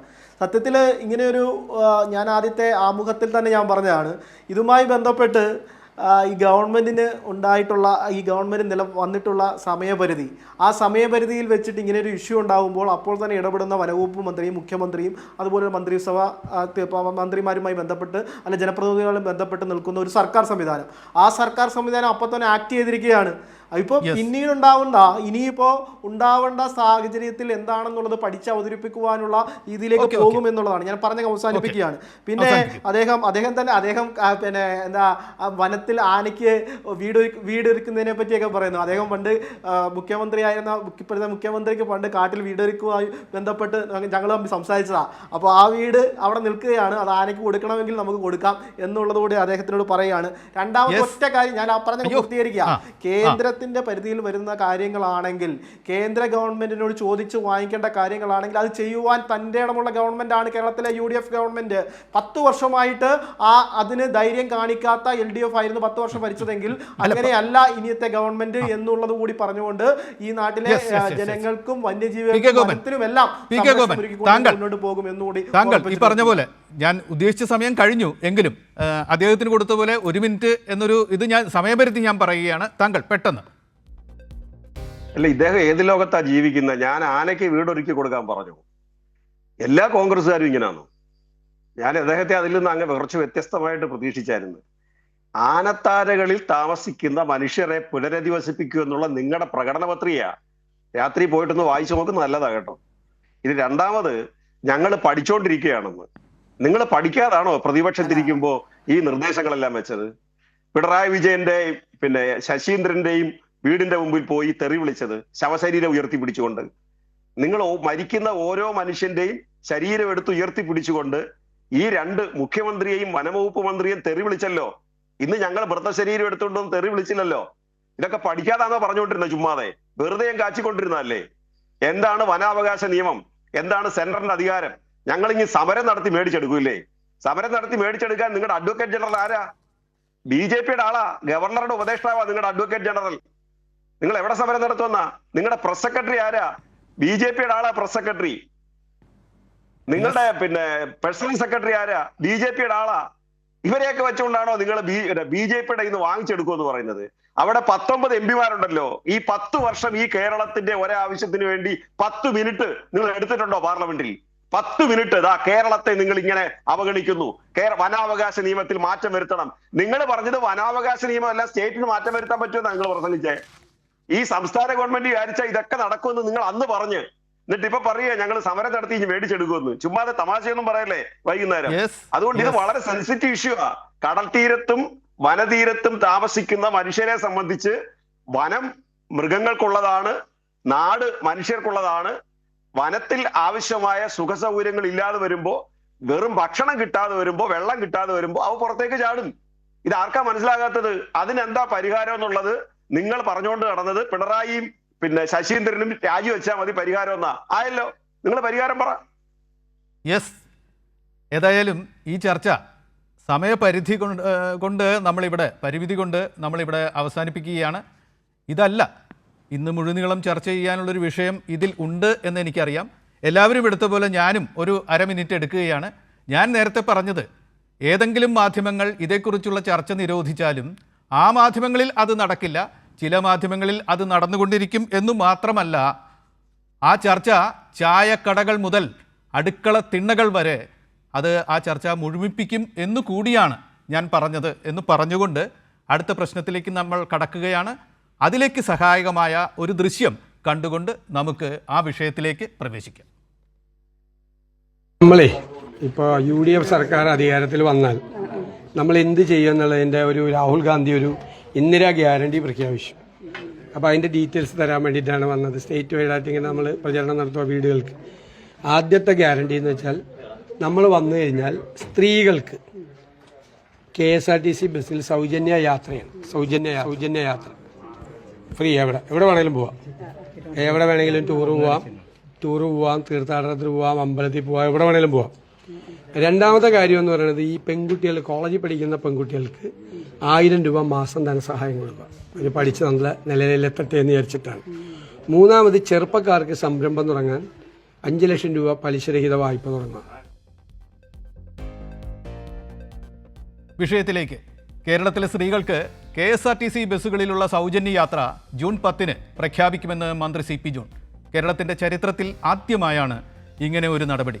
മന്ത്രിക്ക് ഞങ്ങളുടെ അഭിനന്ദനങ്ങൾ. ഒപ്പം ആ സൗജന്യം ഓർഡിനറി ബസ്സുകളിൽ മാത്രമായിരിക്കും എന്ന് തീരുമാനമായി എന്ന റിപ്പോർട്ടും സമാന്തരമായി വരുന്നുണ്ട്. UDF പ്രകടന പത്രികയിലെ വാഗ്ദാനം സ്ത്രീകൾക്ക് KSRTC ബസ്സുകളിൽ സൗജന്യ യാത്ര എന്നായിരുന്നു. സ്ത്രീകൾക്ക് ഏത് KSRTC ബസ്സിലും കയറാം, കാശ് കൊടുക്കണ്ട, ടൂറിസ്റ്റ് കേന്ദ്രങ്ങളിൽ പോകാം, തീർത്ഥാടന കേന്ദ്രങ്ങളിലും പോകാം എന്ന് അന്നത്തെ പ്രതിപക്ഷ നേതാവ് വീടുകൾ കയറിയിറങ്ങി പറയുന്ന ദൃശ്യങ്ങളാണ് ഞങ്ങളിപ്പോൾ കാണിച്ചത്. അതിപ്പോഴും സാമൂഹ്യ മാധ്യമങ്ങളിൽ ഉണ്ട്. 15-ന് നടപ്പാകുന്നത് വാഗ്ദാനമോ ഭാഗിക വാഗ്ദാനമോ? സ്വന്തം മാനിഫെസ്റ്റോ UDFന് മാർഗദീപമോ കറിവേപ്പിലയോ?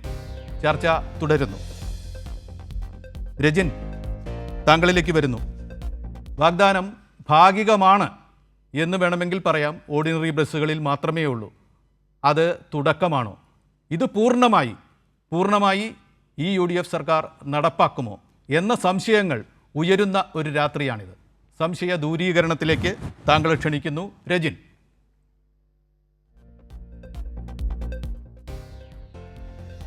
നോക്കൂ, NPC UDF ഗവൺമെൻറ് മുന്നോട്ട് വെച്ച ഇന്ദിരാ ഗ്യാരണ്ടികൾ, ആ ഗ്യാരണ്ടികൾ കേരളത്തിലെ ക്ഷേമ കാര്യങ്ങളുമായി ബന്ധപ്പെട്ട് ആ ഗ്യാരണ്ടികൾ നടപ്പിലാക്കുവാൻ വേണ്ടി തന്നെയാണ് ഈ ഗവൺമെൻറ് അധികാരത്തിൽ വന്നതും അതുമായി ബന്ധപ്പെട്ട് മുന്നോട്ട് പോകുന്നതും എന്നുള്ളതാണ് അതിൻ്റെ യാഥാർത്ഥ്യം. അതിൽ ഒന്നാമത്തെ കാര്യം, ഈ KSRTC ബസ്സുകളിൽ സ്ത്രീകൾക്ക് സൗജന്യ യാത്ര നടത്തുമോ അതോ ഭാഗികമായി നിലയ്ക്കുമോ എന്നാണല്ലോ ചോദ്യം. ഉറപ്പായിട്ട് പറയാം, KSRTC എന്താണ് ഇന്ന് വെളിയിലേക്ക് വരുന്ന ന്യൂസുമായി ബന്ധപ്പെട്ട് നമ്മൾ കേൾക്കുന്നത്, ആദ്യഘട്ടം എന്ന രീതിയിലേക്ക് KSRTC ബസ്സുകളിലെ ഓർഡിനറി സംവിധാനങ്ങളിൽ, ഓർഡിനറി ബസ്സുകളിൽ ഈ പറയുന്ന സ്ത്രീകൾക്ക്, വിദ്യാർത്ഥികൾക്ക്, എല്ലാവർക്കും, സ്ത്രീകളായിട്ടുള്ളവർക്ക് എല്ലാവർക്കും സൗജന്യ യാത്ര, അത് 100 ദിവസം, അത് പരീക്ഷണ അടിസ്ഥാനത്തിൽ, അത് നിങ്ങൾ വിട്ടുപോകുന്നതാണോ എന്താണെന്ന് അറിയത്തില്ല, പരീക്ഷണ അടിസ്ഥാനത്തിൽ അത് ചെയ്യുകയാണ്. കേരളത്തിലെ KSRTC എന്ന് ബസ്സുകൾ എന്ന് പറയുന്നത് എത്രയാണ്? ഏതാണ്ട് 6000 മേളിൽ ബസ്സുകൾ ഉണ്ടെങ്കിൽ പോലും 4700 റൂട്ടുകളാണ് KSRTC ബസ്സുമായി ബന്ധപ്പെട്ട് കേരളത്തിലുള്ളത്. അതിനകത്ത് ഏതാണ്ട് 3000 റൂട്ടുകളിൽ ഓടുന്ന ബസ്സുകളാണ് ഓർഡിനറി ബസ്സുകൾ എന്ന് പറയുന്നത്. ഒരു സാധാരണക്കാരായ വിദ്യാർത്ഥികളായിക്കോട്ടെ, വീട്ടമ്മമാരായിക്കോട്ടെ, കുടുംബശ്രീയുമായി ബന്ധപ്പെട്ട് നിൽക്കുന്നവരായിക്കോട്ടെ, തൊഴിലാളികളായിക്കോട്ടെ, നിത്യ വേതനത്തിന് വേണ്ടി പോകുന്നവരായിട്ട്, വീട്ടുജോലിക്ക് വേണ്ടി പോകുന്നവരായിട്ട്, അവരെയൊക്കെ ആശ്രയിക്കുന്ന ആ ഒരു ലിമിറ്റഡ് ഏരിയകൾ, ആ ഏരിയകളിലേക്ക് അവർ യാത്ര ചെയ്യുന്നത് KSRTC ബസ്സുകളിലാണ്.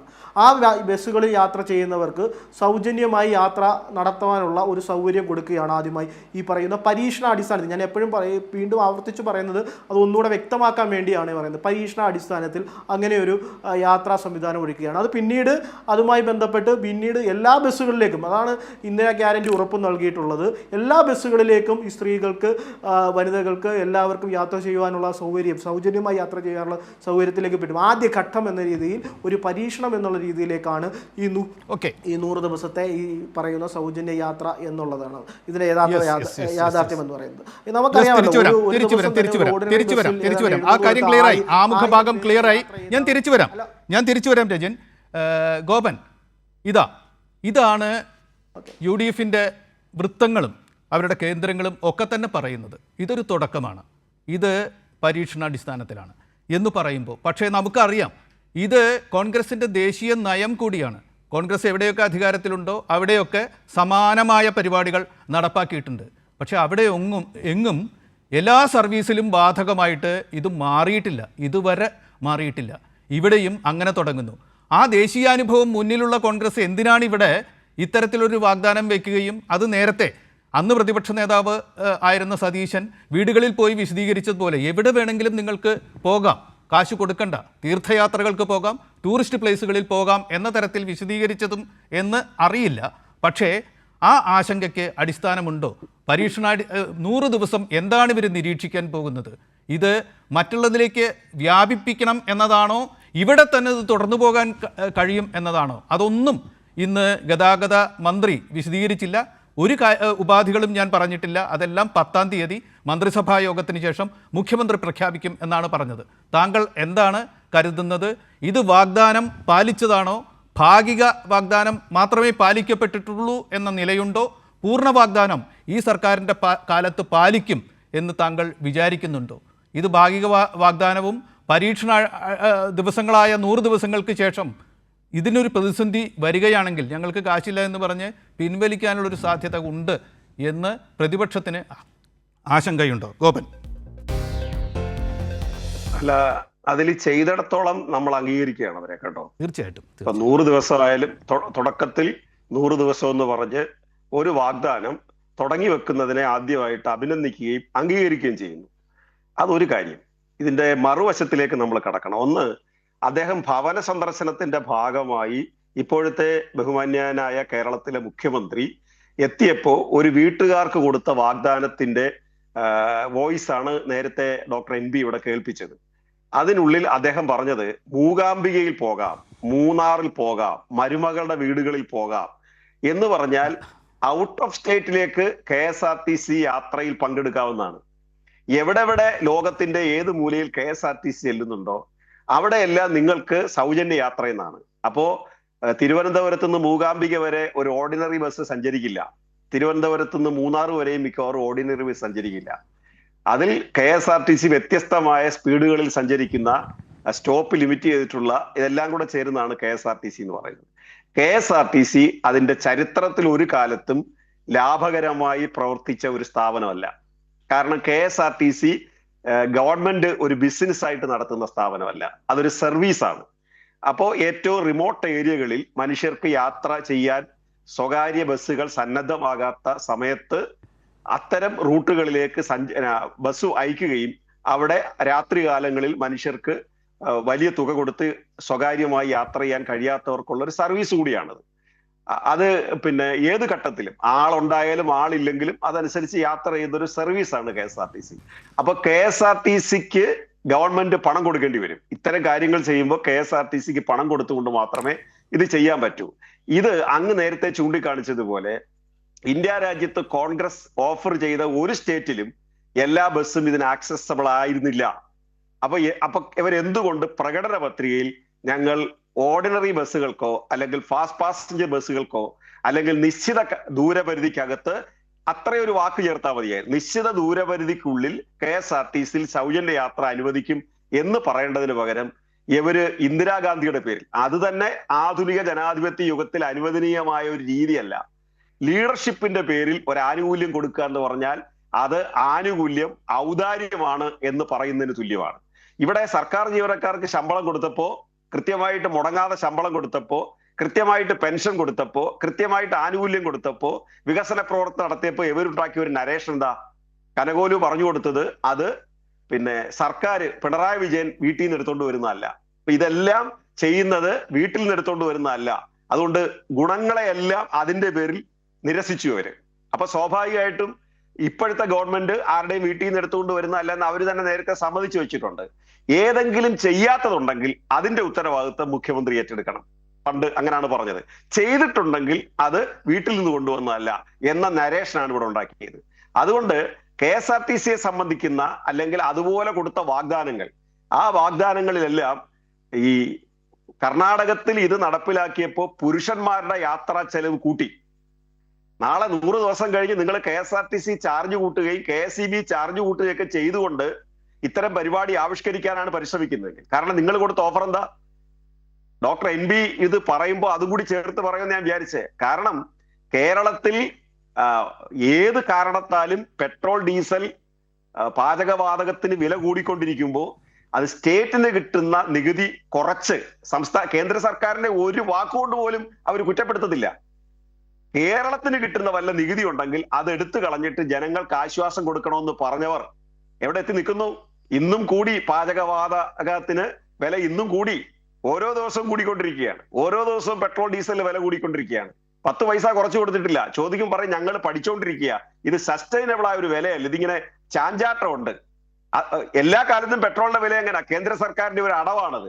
1 രൂപ കൂട്ടുക, 1.5 കൂട്ടുക, ഒരുമിച്ച് 10 രൂപ കൂട്ടാതിരിക്കുക. അത് എല്ലാ കാലത്തും അവർ ചെയ്തുകൊണ്ടിരിക്കുന്നതാണ്. ഓരോ ദിവസവും ചാർജ് കൂട്ടുക. അങ്ങനെ ഓരോ ദിവസവും ചാർജ് കൂട്ടിക്കൊണ്ടിരിക്കുമ്പോൾ അതിന് ചാഞ്ചാട്ടമുണ്ട്. എവിടെങ്കിലും നിൽക്കട്ടെന്ന് അന്നേരം ഞങ്ങൾ ആലോചിക്കാവുന്നത്.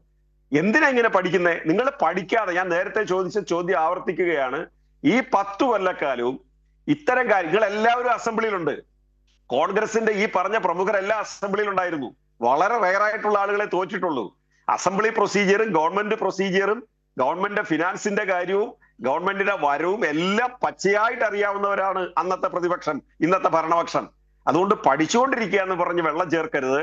നിങ്ങൾ KSRTCക്ക് എന്തെല്ലാം ഓഫർ കൊടുത്തിട്ടുണ്ടോ അത് ഇംപ്ലിമെന്റ് ചെയ്യണമെന്നുള്ളതാണ് ആദ്യത്തെ ചെയ്തതിനെ അംഗീകരിച്ചുകൊണ്ടും അഭിനന്ദിച്ചുകൊണ്ടും എനിക്ക് പറയാനുള്ളത്.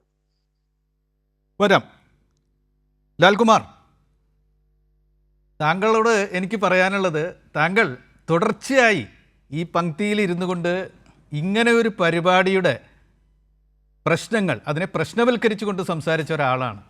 ഇത്തരത്തിൽ ഇത് പറഞ്ഞുകൂടാ, ഇത്തരത്തിൽ ഇത് നടപ്പാക്കാനാവില്ല എന്ന് ആവർത്തിച്ച് ഉറപ്പിച്ച് ഒരുപക്ഷെ പരിഹാസ ശരങ്ങൾ ഏറ്റുവാങ്ങിക്കൊണ്ട് പറഞ്ഞുകൊണ്ടിരുന്നൊരു മനുഷ്യനാണ്. ഇന്ന് അത് ഈ ഘട്ടത്തിൽ നടപ്പാക്കും എന്നൊരു വാർത്ത വന്നു നിൽക്കുമ്പോൾ ലാൽകുമാർ എന്ന ആ നിരീക്ഷകന് എന്താണ് താങ്കളുടെ മുൻ അഭിപ്രായങ്ങളോടൊപ്പം കൂട്ടിച്ചേർക്കാനുള്ളത്? ലാൽ.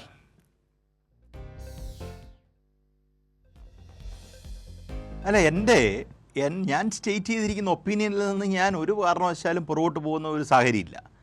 നമ്മൾ പറഞ്ഞെന്താണ്, നമ്മളൊരു പ്ലാനും പദ്ധതിയും കൊണ്ടുവരുമ്പം അത് വയബിൾ ആണോ എന്ന് നോക്കേണ്ട ഒരു ആവശ്യമാണ് വന്നത്, അല്ലേ? ഇത് വയബിളാണ്. Is it possible, is it implementable, is it executable? ഈ ചോദ്യങ്ങൾക്കുള്ള മറുപടി ഇപ്പോഴും ഈ പറയുന്ന സർക്കാർ തന്നിട്ടില്ല. നോക്കൂ, സർക്കാരിനോട് നമ്മൾ ചോദിക്കും ഇതെങ്ങനെയാണ് ചെയ്യാൻ പോകുന്നത്, ഫ്രീ ആയിട്ട് കയറി പൊക്കോ. ഇപ്പം ഞാൻ വളരെ സിമ്പിളായിട്ടൊരു കാര്യം, ഗോപൻ പറഞ്ഞതിനോട് എനിക്ക് 1% പോലും യോജിപ്പില്ല കേട്ടോ. ഗോപൻ പറഞ്ഞതിനകത്തൊരു ചെറിയ പ്രശ്നമുണ്ട്. ആ 1% പോലും യോജിപ്പില്ലെന്നുള്ളത് ഞാൻ പറയാം എന്താണ്. മൂകാംബിക വരെ എങ്ങനെ പോകും എന്നുള്ളതല്ലേ ചോദ്യം. തിരുവനന്തപുരത്ത് നിന്ന് ഒരാൾ കൊട്ടാരക്കര ഇറങ്ങുക ഓർഡിനറിയിൽ, കൊട്ടാരക്കരയിൽ നിന്ന് ഈ പറയുന്ന കായംകുളത്ത് ഇറങ്ങുക, കായംകുളത്തു നിന്ന് എറണാകുളത്ത് ഇറങ്ങുക, എറണാകുളത്തു നിന്ന് കോഴിക്കോട് ഇറങ്ങുക, അല്ലെങ്കിൽ മറ്റിടത്ത് ഇറങ്ങുക. കുറച്ച് ദിവസം മൂകാംബിക വരെ പോകാനായിട്ട് ദിവസം കൂടുതലെടുക്കും. ദിവസത്തിൻ്റെ കാര്യം നമ്മുടെ കയ്യിലല്ലേ ഇരിക്കുന്നേ, അതിപ്പം ഗോവൻ്റെയിലോ എൻ്റെയിലോ അല്ലല്ലോ, മനസ്സിലല്ലേ? അപ്പോൾ Goan out of state ordinary ഉണ്ടോ ലാലേ? ഔട്ട് ഓഫ് സ്റ്റേറ്റ് ഓർഡിനറി ഉണ്ടോ? പോകാമെന്നല്ലേ, സംസ്ഥാന അതിർത്തി വരെ അല്ലേ? ഔട്ട് ഓഫ് കാസർഗോഡ് വരെ പോകാമല്ലോ. അതുവാ, കാസർഗോഡ് വരെ പോകാമല്ലോ, ബാക്കി വണ്ടിക്കൂലി മുടക്കിയാൽ മതിയല്ലോ. അങ്ങനെയാണെങ്കിലും ആ ഗവൺമെൻറ്റിൻ്റെ ഇത് പാലിച്ചല്ലോ അല്ലേ? ഇത് ഞാൻ പറഞ്ഞല്ലേ, ഇത് ആൾക്കാരെ പറ്റിക്കുന്നതിന് വേറെ തരത്തിലുള്ളൊരു പരിപാടിയാണെന്ന് ഞാൻ പറഞ്ഞുള്ളൂ. when a person makes a statement, very candid, reliable statement, people discard it. അതിന് കാരണം നമുക്ക് ഒന്നും ചെയ്യാനില്ല എന്നത്. ഈ പറയുന്ന എന്നെ കേൾക്കുന്ന ഒരാൾക്കാർ ആലോചിച്ച് നോക്കുക, ഇത് എങ്ങനെ KSRTCയുടെ ഫൈനാൻഷ്യൽ എക്കണോമിക് സിറ്റുവേഷൻ എന്താണ്? ശമ്പളം കൊടുക്കാൻ പ്രോപ്പറായിട്ട് പറ്റുന്നുണ്ടായിരുന്നോ? ഈ പറയുന്ന പെൻഷനുമായി ബന്ധപ്പെട്ട കാര്യം അത് ഓപ്പറേഷണൽ പ്രോഫിറ്റിലാണോ? ഇവർ പറയുന്ന കാര്യം സർക്കാർ ഫണ്ട് ചെയ്യും എന്നുള്ളതാണ് ഈ പറഞ്ഞു വരുന്നത്, ഇല്ലേ? സർക്കാരിന് എത്ര നാൾ ഒരു ബോഡി കോർപ്പറേറ്റിനെ എക്സ്റ്റേണൽ ഫണ്ട് ചെയ്ത് നിർത്താൻ പറ്റും? ഈ ചോദ്യങ്ങൾക്ക് മറുപടി പറഞ്ഞാൽ മതി, ഇല്ലേ? ഇത് വളരെ സിമ്പിളായിട്ടൊരു കാര്യമാണ്. നമുക്ക് പറഞ്ഞാലേ ഇവർ പറയുന്നത് എളുപ്പമല്ല. ഇപ്പം പറഞ്ഞാലേ തിരുവനന്തപുരത്ത് ഇപ്പം നോക്കി, അടുത്ത കണ്ടീഷൻ ഞാൻ അടുത്ത കണ്ടീഷൻ പറയാം ചന്ദ്രേട്ടാ. ഇവർ പറയാൻ പോകുന്നത് പോയി പാസ് എടുത്ത് കൈ വെക്കണമെന്ന് പറയും. ഏതാ പാസ് എടുക്കാൻ പോകുമ്പം ഈ പറയുന്ന ഓടിയിൽ മൊത്തം ഓടിക്കും. അവസാനം ഇവർ പൈസ കൊടുത്തങ്ങ് യാത്ര ചെയ്തേക്കാമെന്ന് വിചാരിക്കും. എന്നുവെച്ചാൽ പാസ് കൊടുക്കുന്നുണ്ട്, ഇന്ന് പാസ് കൊടുക്കാൻ തുടങ്ങി, ഇന്ന് 5 പാസ് വെച്ച് 10 പാസ് വെച്ച് കൊടുക്കുന്നുണ്ടെന്ന് പറഞ്ഞ് ഈ സ്ത്രീകളെല്ലാം ഈ പോയി KSRTC തമ്പാനൂർ സ്റ്റേഷനിൽ നിന്ന് മേടിക്കാൻ നിന്ന് അവസാനം ഇത് കാശ് കൊടുക്കുന്ന ലാഭം എന്ന് പറയുന്ന രീതിയിലേക്ക് കാര്യങ്ങൾ മാറും. ഇതാണ് സംഭവിക്കുക. ഇതല്ല നടക്കുന്നതെങ്കിൽ ഈ പറയുന്ന ഗോപൻ നേരത്തെ പറഞ്ഞതുപോലെ ആണുങ്ങളുടെ പൈസ കൂട്ടും. സിമ്പിൾ. ഇത് അല്ലാതെ ഇത് പോകാൻ പറ്റില്ല. കാര്യം നിങ്ങൾക്ക് അധികാരത്തിലേക്ക് എത്താൻ നിങ്ങൾ കുറേ കാര്യങ്ങൾ പറയുന്നു. അത് കഴിഞ്ഞു കഴിഞ്ഞാൽ പിന്നെ നമ്മൾ പറഞ്ഞാൽ നമ്മൾ ഈ ഒരു കോടതി ഒരു ഉത്തരവിട്ട് കഴിഞ്ഞാൽ പിന്നെ അത് ഫങ്ക്ചസ് ഒഫീഷ്യോ എന്ന് നമ്മൾ പറയും. ഫങ്ക്ചസ് ഒഫീഷ്യോ ഒക്കെ പിന്നെ അതിൽ നിന്ന് അത് വിട്ടു എന്ന് പറയുന്ന പോലെയാണ്. ഇവർ വാഗ്ദാനം കൊടുത്തു കഴിഞ്ഞാൽ പിന്നെ അത് കഴിഞ്ഞു. പിന്നെ വാഗ്ദാനം നടപ്പാക്കുമോ എന്നുള്ള ചോദ്യം എന്നാണ് UDF അക്കൗണ്ടബിളായിട്ട് ഒരു കാര്യം ചെയ്തിട്ടുള്ളത്? Tell me one single situation where they have stood up with their commitment. Never. അത് ചെയ്യില്ല. ഇപ്പം കോൺഗ്രസിൻ്റെ പ്രതിനിധി കുറേ കാര്യങ്ങൾ പറഞ്ഞല്ലോ. ഇനി വരാൻ പോകുന്ന ഘട്ടം ഘട്ടമായി ഇത് KSRTC പൂട്ടിക്കുന്ന ലെവലിൽ എത്തിച്ച ആൾക്കാരാണ് കോൺഗ്രസ്സുകാർ. പല കാര്യം ഞാൻ ഓർക്കുന്നുണ്ട്. ബാലകൃഷ്ണപിള്ള പിന്നീട് മന്ത്രിയായപ്പം, UDFൻ്റെ കാലത്ത് മന്ത്രിയായപ്പം ബാലകൃഷ്ണപിള്ള AK ആൻ്റണിയെ കണ്ട് നോക്കൂ, ലാഭത്തിലിരിക്കുന്ന KSRTCയിൽ നിന്ന് ഒരു വീതം ലാഭം. ഉടനെ ആൻ്റണി പറയുന്നു, അന്ന് ആൻ്റണി മുഖ്യമന്ത്രിയാണ്, ആൻ്റണി പറയാണ് സർക്കാരിന് പണം ഒത്തിരി ആവശ്യമുള്ള സിറ്റുവേഷനിലാണ് ഇത് കൊണ്ടുതരുന്നത് എന്നൊക്കെ പറഞ്ഞ് ആൻ്റണി മേടിക്കുകയാണ്. പിന്നെ പോയ വഴിയില്ല. അപ്പോൾ ഞാൻ പറഞ്ഞു വരുന്നത്, വലിയ ബുദ്ധിമുട്ട് ഉണ്ടാകാത്ത രീതിയിൽ ഇവർക്ക് ചെയ്യാൻ പറ്റുമെങ്കിൽ ചെയ്യട്ടെ. It is A welcoming move. Any one person should welcome it. പക്ഷേ ഇത് ആ ഒരു മാക്രോ എക്കണോമിക് സ്കീമില്ലാതെ ചുമ്മാ ഒരാൾ ഞങ്ങൾ അങ്ങനെ നടത്തും ഇങ്ങനെ നടത്തും എന്ന് ഒരാൾ പറഞ്ഞാൽ ഞാൻ ശ്രദ്ധിക്കാൻ തയ്യാറല്ല. നിങ്ങൾ എങ്ങനെ നടപ്പാക്കും എന്നുള്ളതിൻ്റെ മാക്രോ പ്ലാൻ ഇല്ലാത്ത ഒരു ഇംപ്ലിമെൻറ്റേഷനും നടക്കില്ല. നോക്കൂ, ചെറിയ ആളല്ല മന്ത്രിയായിട്ടിരിക്കുന്നത്, CP ജോണാണ്. CP ജോൺ ചെറിയ ആളല്ല. CP ജോൺ ഒരു കഴിവുള്ള ഒരാളാണ്. അയാളെ ഞാൻ ചെറുതാക്കി കാണുന്ന ഒരാളല്ല. അദ്ദേഹം ഇത് ഞങ്ങൾ ചുമ്മാ നടത്തും എന്ന് പറഞ്ഞൊരു ഓഫ് ദ കഫ് റിമാർക്ക് അദ്ദേഹം പറയുന്നതെങ്കിൽ അദ്ദേഹത്തെ ട്രസ്റ്റ് ചെയ്യാത്തൊരു ട്രസ്റ്റ് ഡെഫിസിറ്റ് ആയിരിക്കും നമുക്കുണ്ടാകുന്നത്. അദ്ദേഹം മാക്രോ എക്കണോമിക്സ് അറിയാവുന്ന ആളാണ്, ഈ സിസ്റ്റത്തിൻ്റെ എക്കണോമിക്സ് അറിയാവുന്ന ആളാണ്. അദ്ദേഹം പറയുകയാണ് ഞങ്ങൾ എങ്ങനെ നടത്തും എന്ന് പറയുന്ന ഒരു വിശദീകരണം ആ വകുപ്പ് മന്ത്രിയുടെ ഭാഗത്തു നിന്ന് വന്നിട്ടില്ല.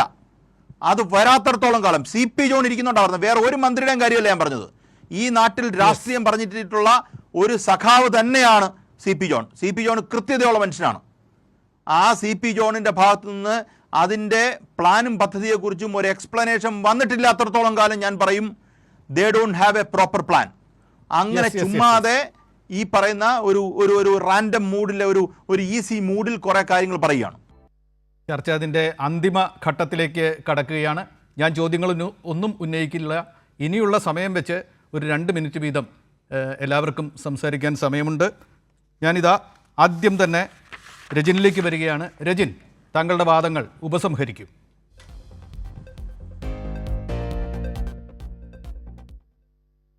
നോക്കൂ NBC, ഇപ്പോൾ ഇതിനകത്ത് പറയുന്നത് എന്താണ്, പഠിക്കണോ പഠിക്കണ്ടായോ എന്നുള്ളതൊക്കെയാണ് പറയുന്നത്. സത്യത്തിൽ പഠിക്കാതെ എങ്ങനെയാണ് ഒരു കാര്യങ്ങൾ നമ്മൾ നടപ്പിലാക്കുന്നത്? ഒരു കാര്യങ്ങൾ നടപ്പിലാക്കുമ്പോൾ അതിനെ പറ്റിയുള്ള ഹോംവർക്ക് വേണ്ടേ, അതിനെപ്പറ്റി പഠിക്കണ്ടേ?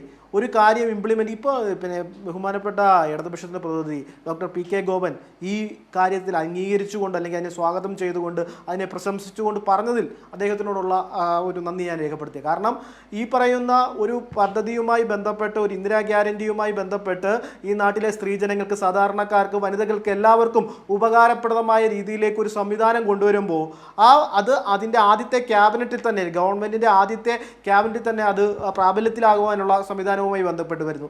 ആ പ്രാബല്യത്തിലാകുന്ന സംവിധാനവുമായി ബന്ധപ്പെട്ട് അടുത്ത ദിവസങ്ങളിൽ തന്നെ അതുമായി ബന്ധപ്പെട്ട ഓർഡറുകൾ വരുന്നു, അതുമായി ബന്ധപ്പെട്ട് മുന്നോട്ട് പോകുന്നു. ഇത് ഞാൻ ആദ്യം തന്നെ പറഞ്ഞല്ലോ, അടിവരയിട്ട് നമ്മൾ പറയുന്നത് 100 ദിവസത്തെ ഈ ഓർഡിനറി ബസ്സുകളിലുള്ള പരീക്ഷണമാണ്. അത് കഴിഞ്ഞ് മുഖ്യമന്ത്രി VD സതീശൻ പറഞ്ഞതുപോലെ സ്ത്രീകൾക്ക്, വനിതകൾക്ക് എവിടെയും സഞ്ചരിക്കുവാൻ വേണ്ടിയുള്ള ഒരു അവസ്ഥയിലേക്ക് കേരളത്തിൽ ചെന്നെത്തും എന്നുള്ളതൊക്കെ യാതൊരു സംശയവുമില്ല. പിന്നെ ഈ പാസ് എടുക്കുന്നതുമായി ബന്ധപ്പെട്ട് ലാൽകുമാർ സാറോട് പറയുന്നുണ്ട്, പാസ് എടുക്കുന്നതുമായി ബന്ധപ്പെട്ട് പാസ് അല്ലല്ലോ സാർ, അതുമായി ബന്ധപ്പെട്ട് ആദ്യം തന്നെ മിഷനിൽ ജെൻഡറുകൾ രേഖപ്പെടുത്തുവാനുള്ള സംവിധാനം ഗവൺമെൻറ് സത്യപ്രതിജ്ഞ തുടങ്ങുന്നതിന് മുമ്പ് തന്നെ KSRTCയിൽ പുനഃക്രമീകരണം നടത്തി. ആ മിഷനുമായി ബന്ധപ്പെട്ട് അവിടെ ഒരു പാസിൻ്റെ ആവശ്യമില്ല. ഇത് KSRTCയുടെ ഒരു പദ്ധതിയല്ല, KSRTC നഷ്ടത്തിലേക്ക് കൂപ്പുകുത്തുവാനുള്ള പദ്ധതിയല്ല, സർക്കാരിൻ്റെ ക്ഷേമ പദ്ധതിയാണ്. സർക്കാരിൻ്റെ ക്ഷേമ പദ്ധതി എന്ന് പറയുമ്പോൾ KSRTCയെ കൊണ്ട് സർക്കാർ ചെയ്യുന്ന ക്ഷേമ പ്രവർത്തികൾ അല്ലെങ്കിൽ ക്ഷേമ പദ്ധതിയാണ്. ആ ക്ഷേമ പദ്ധതിയിലേക്ക് ഇങ്ങനെയുള്ള വനിതകൾക്ക്, സ്ത്രീജനങ്ങൾക്ക്, ആളുകൾക്ക് കൊണ്ട് ഈ പറയുന്ന പ്രയോജനപ്പെടുന്ന രീതിയിലേക്ക് ഒരു പദ്ധതി വരുമ്പോൾ ആ പദ്ധതിയെ 2 കൈ നീട്ടി സ്വീകരിക്കുകയല്ലേ ചെയ്യേണ്ടത്? ആ പദ്ധതിയെ കൈയടിച്ച് ക്ലാപ്പ് ചെയ്ത് അതിനകത്തുള്ള പ്രശ്നങ്ങൾ ഉണ്ടെങ്കിൽ അത് പറയുവാൻ എല്ലാ കാലത്തും പ്രതിപക്ഷത്തിനും CPM-നും എല്ലാവർക്കും അധികാരമുണ്ട്. പക്ഷേ ആ പദ്ധതിയെ മോശപ്പെടുത്താതെ അതിന്റെ വരുവരാഴികൾ വരട്ടെ. ഒറ്റ കാര്യം എന്തായാലും ഈ സംവിധാനത്തിൽ നമ്മൾ എല്ലാവരും ഈ പ്ലാറ്റ്ഫോമിലൊക്കെ തന്നെ കാണും. അത് വരും ദിവസങ്ങളിൽ നമുക്ക് തുടരാം. ചർച്ചയിലെല്ലാം തീർക്കാൻ കഴിയില്ല. ലാൽകുമാർ തുടരൂ. താങ്കളുടെ വിരാമവാദങ്ങൾ മാത്രം. ലാൽകുമാറിലേക്ക് പെട്ടെന്ന്. അല്ല, എനിക്ക് മനസ്സിലാകാത്ത ഒരു പ്രശ്നം ഇതിനകത്തുണ്ട്. ഞാൻ പെട്ടെന്ന് അവസാനിപ്പിക്കാം. ഇതിനകത്ത് വന്ന ഒരു പ്രശ്നം, സ്ത്രീകൾക്ക് ഫ്രീ എന്നുള്ളതാണല്ലോ പറഞ്ഞത്. ഒരു ഓർഡിനറി ബസ്സിൽ കയറുന്നൊരു സ്ത്രീയെ അവർക്ക് പിന്നെന്തിനാ വേറെ പാസ്? അവർ സ്ത്രീയാന്ന് കണ്ടാൽ അവരെ മനസ്സിലാകത്തില്ലേ?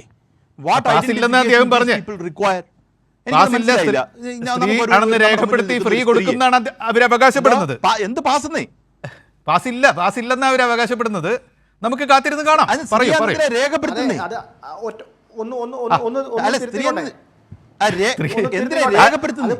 സർക്കാർ എത്ര പേര് സഞ്ചരിച്ചു ആ പണം തിരിച്ചു കൊടുക്കുന്നതാണ് വാദം. ബസ്സിന് സർക്കാരിന്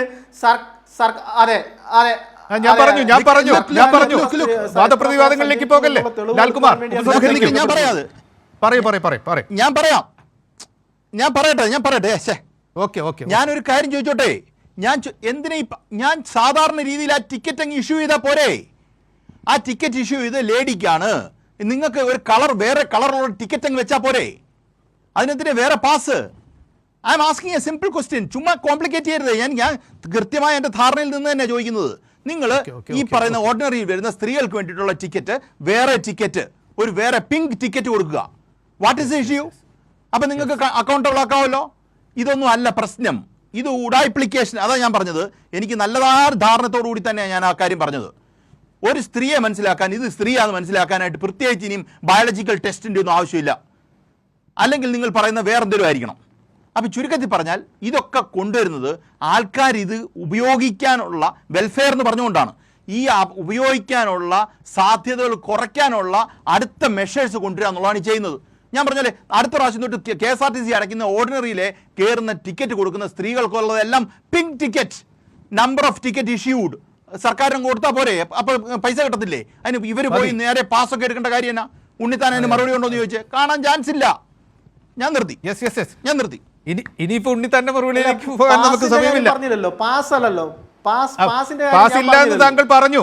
അത് വ്യക്തമായിട്ടുണ്ട്, അതിവിടെ ഉണ്ട്. പാസ് ഉണ്ടെന്ന് അദ്ദേഹം മനസ്സിലാക്കുന്ന വിവരങ്ങൾ വെച്ച് അദ്ദേഹം ഒരാശങ്ക ഉന്നയിക്കുകയാണ്. പാസ് ഇല്ലെങ്കിൽ നല്ല കാര്യം, പാസ് ഉണ്ടെങ്കിൽ ഈ പറയുന്ന പോലെ പ്രശ്നമുണ്ട് എന്ന് അദ്ദേഹം പറയുന്നു. അതും ജനങ്ങളുടെ മനസ്സിൽ രേഖപ്പെട്ട് കിടക്കട്ടെ. വരും ദിവസങ്ങളാണല്ലോ ഇതിന് ഉത്തരം നൽകാൻ പോകുന്നത്. വിശദാംശങ്ങൾ 10-ാം തീയതി പ്രഖ്യാപിക്കുമെന്ന് പറയുന്നു. അന്നും ഈ പരിപാടി കാണും. നമ്മളല്ലെങ്കിൽ ആരെങ്കിലുമൊക്കെ അത് നടത്തിക്കൊണ്ടിരിക്കും. നമുക്ക് ചർച്ച തുടരാം, സംവാദം തുടരാം. ഗോപൻ, ചർച്ചയുടെ ഏറ്റവും അവസാനത്തെ ഭാഗത്തിലേക്ക് താങ്കൾക്ക് അവസാനിപ്പിക്കാം സംസാരിച്ച്. അല്ല, ഞാന് കഴിഞ്ഞ റൗണ്ടിൽ അദ്ദേഹത്തോട് ചോദിച്ച ചോദ്യം, നിങ്ങൾ ഹോംവർക്ക് ഇല്ലാതാണോ 10 വർഷം പ്രതിപക്ഷത്തിരുന്നു കൊണ്ട് ആ 10 വർഷവും MLA ആയിട്ടിരുന്നവർ ഇപ്പൊ ഭരണപക്ഷത്ത് വന്നിട്ടുണ്ട്, നിങ്ങളിതൊന്നും പഠിക്കാതാണോ പ്രകടന പത്രികയിൽ ഓഫർ നൽകിയത് എന്ന് ചോദിച്ചപ്പോ അദ്ദേഹം വീണ്ടും പറയുകയാണ് ഹോംവർക്ക് ചെയ്യണം, പഠിക്കണമെന്ന്. ഹോംവർക്ക് ചെയ്യാതാണോ KSRTC സൗജന്യ യാത്ര? ഹോംവർക്ക് ചെയ്യാതാണോ ഇന്നത്തെ മുഖ്യമന്ത്രി ഒരു വീട്ടിൽ ചെന്നിട്ട് മൂകാംബിക വരെ പോവാൻ, തെരഞ്ഞെടുപ്പിൽ വോട്ട് പിടിക്കാൻ വേണ്ടി മതത്തെയും ദൈവത്തെ ഉപയോഗിച്ചതല്ലേ? അവിടെ ദൈവവിശ്വാസത്തെ എടുത്ത് ഉപയോഗിച്ചല്ലേ? നിങ്ങൾക്ക് മൂകാംബികയിൽ സൗജന്യമായിട്ട് യാത്ര ചെയ്യാം, മൂന്നാറിൽ ടൂർ പോകാം, മരുമകളുടെ വീട്ടിൽ പോകാം. ഏതൊക്കെ കാര്യങ്ങളെയാണ് എടുത്ത് ജനങ്ങളുടെ വികാരങ്ങളെ എടുത്ത് ഉപയോഗിച്ചത്? അതിൽ ഏറ്റവും പ്രധാനം, മറ്റൊരു സ്റ്റേറ്റിലെ ആരാധനാലയത്തിൽ നിങ്ങൾക്ക് UDF ഗവൺമെന്റ് വന്നാൽ പോകാം എന്ന് പറയുക ചെയ്തത്. എന്നിട്ടിപ്പോ 25-30 കിലോമീറ്റർ മാക്സിമം ഓടുന്ന ഓർഡിനറിക്കകത്ത് കൊടുത്തിട്ട് ഞങ്ങൾ പഠിക്കട്ടെ എന്ന് പറഞ്ഞാൽ നിങ്ങൾ പഠിക്കാതെ എന്തിന് പറഞ്ഞു എന്നുള്ള ക്വസ്റ്റ്യൻ റിലവന്റ് ആണ് ശ്രീ രജിൻ. അത് നിങ്ങൾ അഡ്രസ് ചെയ്തേ മതിയാവും. പിന്നെ ഒരു കാര്യമുള്ളത്, ഈ KSRTC LDF ഭരണകാലത്ത്, അതിനു മുമ്പ് ശ്രീ ആര്യാടൻ മുഹമ്മദ് ഉൾപ്പെടെയുള്ള പറഞ്ഞ വാചകങ്ങൾ നമ്മുടെ പൊതുമണ്ഡലത്തിലുണ്ടല്ലോ. KSRTC പൂട്ടേണ്ടി വരും, നഷ്ടത്തിൽ, മറ്റേത് മറിച്ചത്, കുറെ കാര്യങ്ങൾ പറഞ്ഞല്ലോ. ആ സമയത്താണ് കഴിഞ്ഞ 10 വർഷം കൊണ്ട് ഞങ്ങൾ ഗവൺമെന്റിന്റെ വലിയ തോതിലുള്ള സഹായം കൊടുത്ത് KSRTC ഞാൻ തുടക്കത്തിൽ പറഞ്ഞതുപോലെ ഒരു സർവീസ് ആണെന്നത് മാനിച്ചുകൊണ്ട് നോ ലോസ് നോ പ്രോഫിറ്റ്, ലാഭവും നഷ്ടവും ഇല്ലാത്ത രീതിയിൽ അതിനെ പരുവപ്പെടുത്തി കൊണ്ടുവന്ന് നിർത്തിയ ഘട്ടത്തിലാണ് നിങ്ങളുടെ കയ്യിൽ KSRTC കിട്ടിയിട്ടുള്ളത്. അതുകൊണ്ട് KSRTCക്ക് ഇനി 6 വരി പാത വരുമ്പോഴത്തേക്കിന് തിരുവനന്തപുരം കാസർഗോഡ് വലിയ തോതിൽ യാത്രാ സൗകര്യം ഉൾപ്പെടെ കിട്ടാൻ പോകുന്ന ഒരു മേഖലയാണ്. ആ KSRTCയെ തകർത്തുകൊണ്ട് ഇത്തരം ഒരു സമീപനം സ്വീകരിക്കാൻ, KSRTCയെ നഷ്ടത്തിലാക്കിക്കൊണ്ട് ഇത്തരം ഒരു സമീപനം സ്വീകരിക്കാൻ കേരളത്തിലെ ജനങ്ങൾ അനുവദിക്കില്ല. അതുകൊണ്ട് നിങ്ങൾ കൊടുത്ത വാഗ്ദാനം, അത് ഞങ്ങൾ 21 ശ്രീ NB, അതൊരു 6 മാസം വേണോ, ഞങ്ങൾ സമയം തരാം. പക്ഷേ കേരളത്തിലെ മുഴുവൻ സ്ത്രീകൾക്കും KSRTC എവിടെ വരെ പോകുന്നോ, കേരള സ്റ്റേറ്റ് റോഡ് ട്രാൻസ്പോർട്ട് കോർപ്പറേഷന്റെ ബസ്സുകൾ ഏതൊക്കെ രാജ്യത്ത് സഞ്ചരിക്കുന്നോ അവിടൊക്കെ നിങ്ങൾ ഈ സൗജന്യം കൊടുക്കാൻ ബാധ്യസ്ഥമാണ്. അതിനകത്ത് വിട്ടുവീഴ്ച ചെയ്യാൻ പറ്റില്ല. യെസ്, വളരെ വളരെ വിശദമായൊരു ചർച്ച നടന്നു. 3 പേർക്കും നന്ദി. ഇപ്പോൾ സമയം തീരുകയാണ്.